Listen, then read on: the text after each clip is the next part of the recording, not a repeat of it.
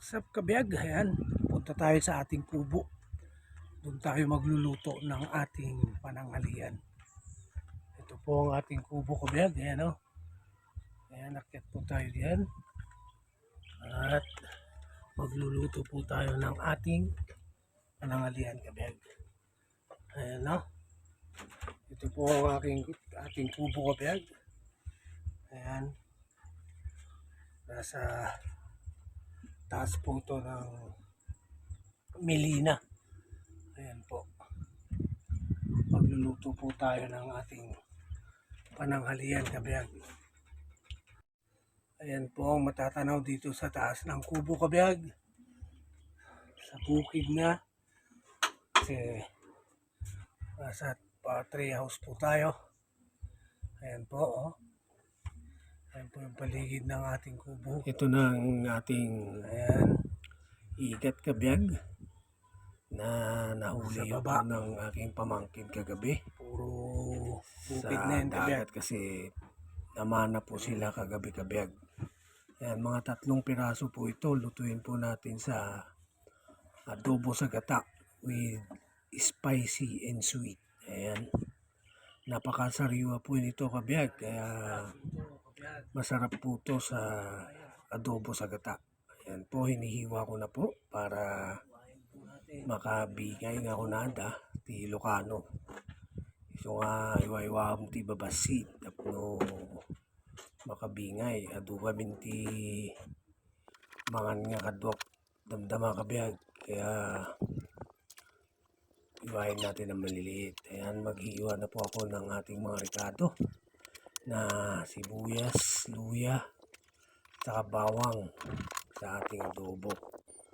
Ayan po, lagyan na po natin itong ating pagsikingan kabiyag. Ayan, yung aking paglulutuan sa butane at saka yung portable na para paglutuan na parang kondin, gas stove kabiyag. Ayan o.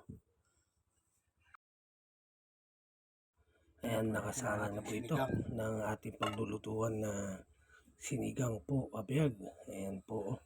Lagyan na po natin ito ng pangpalasa ng asin. Andyan na rin po yung ricado niyang sibuyas at saka luya. Ganun lang po ang paglagay namin ng ricado dito sa aming pagsigang dito sa aming baryo kabiyag. Ayan, lagay na po natin itong isda po kabiyag na sinama ko na rin po itong isang pirasong bangus para sama-sama na po sila dyan na masigang. Ayan po, lagay na po natin kabiyag. Ayan, pagsama-samahin na po dyan na kabiyag para maluto na. Tsaka lagyan natin ito ng talbos ng kamote para yun na lang po ang ating gulay. Mas masarap po ito kapag may gulay din po. Lagyan natin ito ng ating pampalasang magic sarap kabiyag para malasa po ang ating sinigang na isda. Ayan po. Ayan.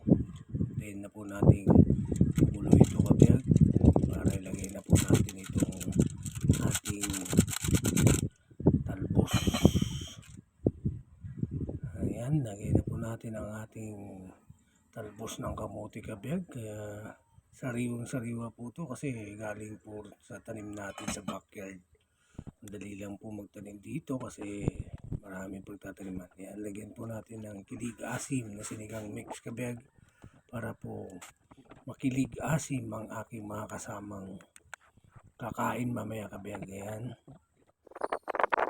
malapit na itong maluto kabiyag. Kaya sunod nating lulutuin yung adobo sa gata naman natin na igat kabiyag na sa English po ay il. Yan po ang susunod natin.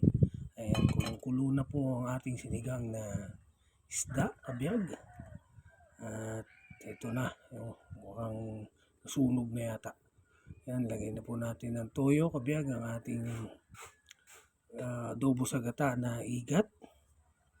At mayroon po itong anghang sweet at buburon po natin ng magic sarap Lagi ko pong ginagamit ang magic syrup kabihag. Magic syrup baka naman. Yan po ang ating laging nilalagay po para pampalasa sa ating mga linuluto na mga ulam kabihag.